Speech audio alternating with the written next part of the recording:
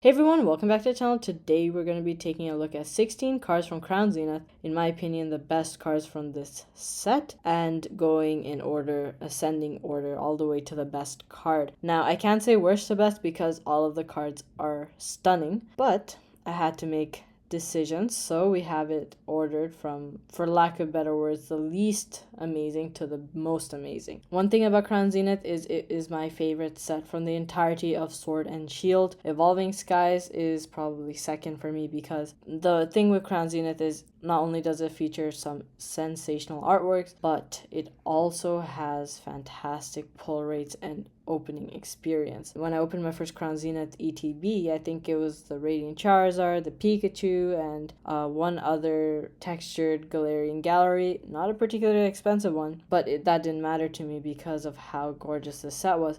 So without further ado, let's take a look at number 16. To start off, we have a yellow border Galarian Gallery. It's the Latias from Crown Zenith, a very, very popular mythical Pokemon featured in its own movie, in fact, and a very vibrant and personality-driven card. I like the way that we're seeing Latias in a more mischievous setting, running through the town's air-drying laundry. It reminds me of that scene from the movie where the Latias in particular is a little bit more rambunctious, runs around the city without the care, and Latios is the one, the older brother, that's trying to keep it in check and keep it from harm's way. This card is going for $7.85. It's had a 235% gain over the past 3 months. And if we take a look at near mint sales, we see that this card is slowly rising. There was actually one over here for $9.50, but generally staying under $8. So there's still a great chance to pick this up. Number 15, we have Zeraora V-Star. This is again another mythical Pokemon featured in another movie, and particularly this is one of the textured Galarian Galleries, the V-Star variants. There are V, VMAX, and V-Star variants to the Galarian Gallery textured cards. This is one of them, and particularly what I enjoy about this card is the ambiance that it presents, the purple and blue electric patterning, and the almost modernized background is very fun. If we take a look at the price, over the past 3 months, 51.56% growth. If you look at the past 6 months, it's actually had a 72.7% gain, $10.50 for market value. Very, very reasonable still, and sales are not exactly exploding in value. For number 14, we have Entei V from Crown Zenith. This is one of the 3 legendary dogs introduced during Generation 2, the 3 legendary dogs that were born from Pokemon that were killed in the Burning Tower. Ho-Oh resurrects them, and the rest is history. This is the fire type of the 3 dogs. The other 2 are also featured in Crown Zenith and have sensational artworks as well. This one is particularly featured in the volcano backdrop, and to be frank, this was not my favorite artwork. I didn't even like it, but over time, particularly seeing the textured versions in person, it's grown on me. I have learned to enjoy this a lot, and especially with the other 2 cards as a trio, they look sensational. This card has been growing quite nicely, 80.38% growth. The market value is currently $32, $33 pretty much. And one nice thing to see is the card is actually going down in value a bit. Sales are receding from the 30 range, going back a little bit. We see 28. We can safely ignore this as an anomaly purchase. This one's going for 40, but then the rest are all going for under 30, so I'd say it's safe to say that's about the price. Still, in my opinion, a good deal. Next up, we have Darkrai V-Star, and one of my favorite mythical Pokemon. It's a dark type and featured in Generation 4 when it was introduced alongside Cresselia, which is its counterpart. It's the light and the dark combination and duo. Darkrai comes about into town, and it starts creating nightmares. Cresselia's lunar wing is what's used to sort of protect people from these horrible dreams. They're kind of a duo that is known, especially with the games in Platinum, the appearances in the show. And there's also this very nice mystical galaxy vibe to this artwork. It doesn't have the standard brush strokes, a very nice, almost graffiti-like art style. Taking a look at the past 6 months, we see that the card is going for $30.57 and has had a 89.29% growth, slightly decreasing in value again as well, 27, 25, 27. So we're seeing that the price is going down slightly in the recent sales, which is always a positive sign. that, you know, you might be able to get this card and bargain it down a bit. In my opinion, getting this card for anywhere close to $25 is a great deal, particularly with certain cards in Crown Zenith experiencing huge gains, and also the sealed getting more difficult to come across compared to a year ago. Next up, we have Hisuian Zoroark, and this was a bit of a tough call for me. I wasn't sure if I should switch Darkrai and Zoroark, but I decided in the end to put the Hisuian Zoroark here just because there are very few cards for this Pokemon. More of a unique one introduced in Arceus Legends, the Nintendo Switch game. A very iconic game, one that's quite beloved because of its unique redesign to Pokemon with the open world format. A lot of people enjoyed playing that game, and there were basically ancient versions to Pokemon from Sinnoh, which is, in other words, the Hisui region. So we have a Hisuian Zoroark. This Pokemon had a different typing, a different art style, and particularly having a shiny version of this Pokemon, it had blue accents to it. There was even a little special series created by the Pokemon Company with this shiny variant, and it was quite interesting. Overall, the price is again fantastic, going for $20, even with 25% gain over the past 3 months. Still a very, very affordable option. If we take a look at the recent sales, it's actually been going down, with some sales going for $17 and $16 over here. A few anomalies here and there, which are, I would say, more suspect than anything because of the general quantity of sales going for under $20. I'd say you could probably get yourself one for around that price. For number 11, we have Raikou V. This is one of the other legendary dogs I was mentioning. This is the electric type that goes along with Entei. This is a pretty electric artwork. It seems like it's running through some sort of portal, or Raikou's running so fast that everything around it, all the colors are being blurred together. It's running at the speed of light. That could be another interpretation for this card. Very colorful, particularly in person, and going for $31. If we actually look at it for over a year, we see that it was experiencing a bit of a gain period in May,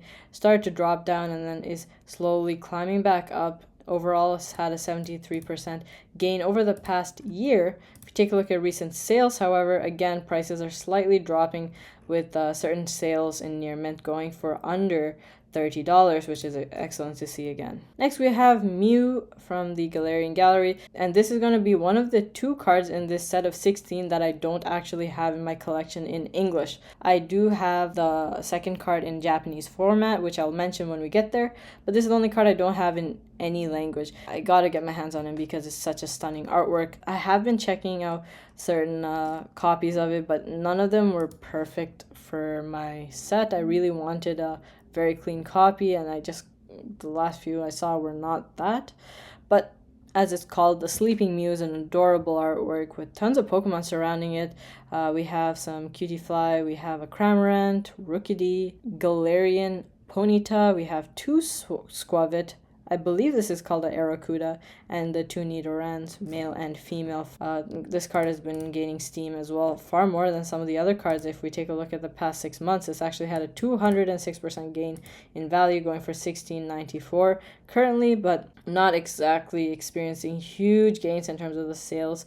Again, one of those anomalies out there, but generally the price doesn't seem to be jumping too much. Usually when you see cards, a significant number of sales going for maybe $20 or $19, then you might say, okay, this card is still moving upward.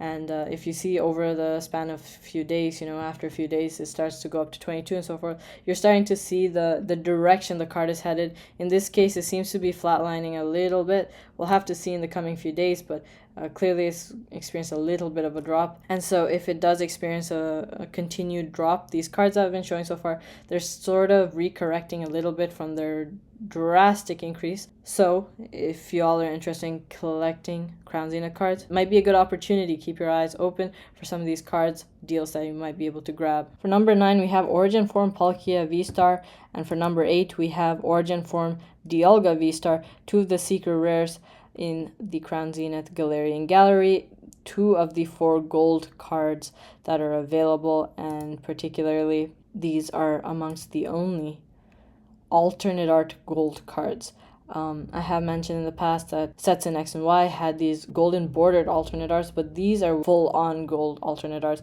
with the only real speck of color apart from the yellows, the yellow tones being the actual Pokemon themselves. So in this case, Palkia with its pink and white hues and Dialga with its purely blue tones. Both cards have experienced drastic gains as well, 81% gain over the past 3 months. If we check the past 6 months, we'll actually see that these cards were really maintaining this sort of steady $40 to $50 range, and about in late October to early November they started to pick up. This is the Palkia. If we take a look at the Dialga, we'll see a similar story as well. A little bit more growth comparatively, but generally again that early November, late October period is when these cards really start to fly up. This one had a 92% gain overall. Fantastic artworks and very unique ones for the binder. Next up, we have Glaceon V-Star with the craze of evolutions. I still cannot believe these cards are as affordable as they are. $45, $46 really. Over the past 6 months had a 99% growth story. If we take a look into sales, we see that it's having a slight increase, a little bit of a upward trajectory with the 46 sales, $50 sale, to a little bit under market value, but overall it seems to be still having a sort of upward trajectory. It's not showing signs of having a little dip like it did over here quite yet. A very serene artwork. We have another ice setting card that'll be coming up soon. Amongst the two, I'd say that the Glaceon has a more ethereal element, whereas the next card we'll see has a sharper tone to it, the sharper coloring and format. This is the next ice card, and I think you see what I was mentioning about the richer and sharper colors. There is more of a jagged edge to this artwork. I'm not talking about the actual literals in a literal sense. I'm talking about the overall scheme of the card. Suicune is the third of the legendary dogs, my personal favorite, and the water type. If we take a look at the near mint specifically, we'll see that in the past 6 months it's had a 132% gain. I loved this card so much that I picked it up not only in English but in Japanese as well, because Japanese has way better texture. For number 5, we have Leafeon V-Star. This card reminds me a lot of the 151 Erica.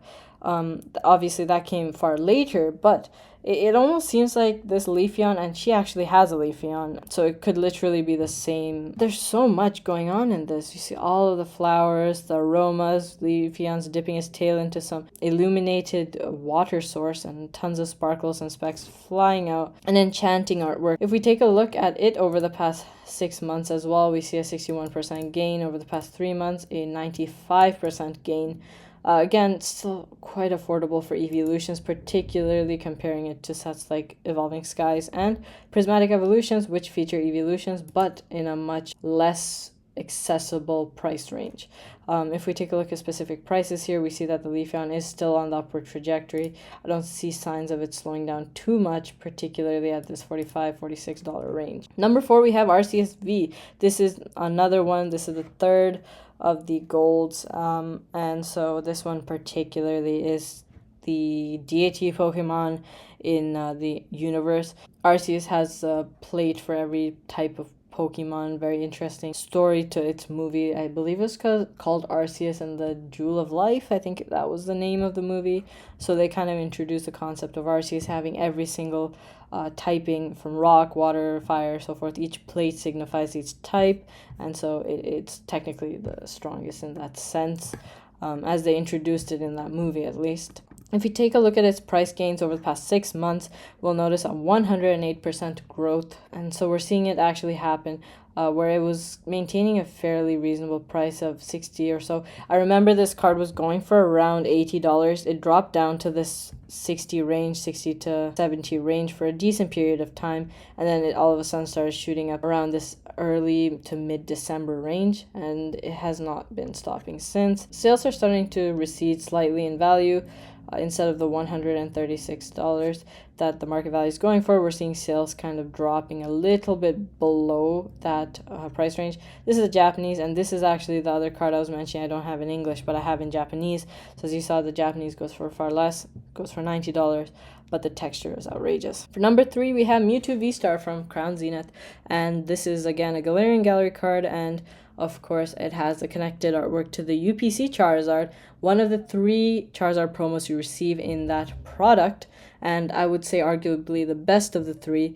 And in that case, we get the top-down perspective. The 3rd most valuable card in the entirety of Crown Zenith, $119. If we take a look at the past 6 months, we see 116% gain. We see that for near mint, we have a 119 sale, 118, 116, 115. So it's climbing slowly. Interestingly, we see a Chinese sale, which is 2 Chinese card sales, both for the same price. So presumably, I would expect these to be from the same seller, particularly with the descriptions the exact same as well. So $50, that's quite steep actually, quite interesting. Japanese, we have it for 109, so not too much of a difference to the English, interestingly enough. One of my favorite cards from this entire set. Number 2, and this is arguably, I can understand if you even say this is the best card from Crown Zenith. Such an undervalued card. I made a video about a week ago talking about 10 highly undervalued Sword and Shield cards, which I believe will explode at some point. And this is one of the cards mentioned. I mean, $17.56 for this card. I call these cards exploding Pikachus because of the fact that there's a Pikachu centered in the middle, followed by Pokemon sort of exploding left, right, and center to all other directions. Huge splashes of color often are included in these cards. They were mostly exclusive to Japanese, but we did get a few tastes of these sort of exploding Pikachus in English, particularly through this collection box Pikachu with the 3 Galar starters, and now we got this one. We also have the one from Paldea Evolved. I wouldn't really call that an exploding Pikachu just because it's more in a real setting versus the Sword and Shield ones are in this just canvas-esque setting. This card, as we can see over the past 6 months, had a pretty nice peak rise when it was at $21, dropped down again, and is sort of plateaued around the $17 range. If we take a look at specific sales though, we see it's actually still dropping a little bit, going down below the $17.56 market value. So that's a good sign. If you're looking to pick up a Pikachu for your collection, I would wholeheartedly say this is one of the best ones out there. For number 1, and I don't think this is a big surprise, it is the Giratina V-Star. Personally, I used to think the Arceus was better until I actually saw the Giratina in person, and it just has so much more happening in the artwork. The Arceus is a little bit more simple with gold rays sort of projecting outward from behind the character, whereas here we have a whole entire setting. I remember when I first saw this in person, I thought this looked like the reverse world where Giratinas live. Is kind of the ruler of it. These swirls of gold and the little accents of green and red, which are not too prominent, but do make an impact in the overall design of the card. If we look at it over the past year, it's had massive gains, 175% growth. It was actually around $80 or so for a decent period of time until it started to take off, and around here May it was experiencing a little bit of a jump. It fell back down, which actually surprised me. I thought it would continue its trajectory from there. It sort of settled around $100 for a few months, and then it started to climb again in December, and now we're at $213. And a card that I think is definitely worthy of that price tag. I hope you all enjoyed the video today. I thoroughly enjoyed going through my favorite set from the entirety of the Sword and Shield era. Let me know if you'd like to see something about sealed collections next. I'm thinking about some Sword and Shield, maybe Scarlet and Violet. Hope you all have a wonderful day, and I'll catch you all in the next one.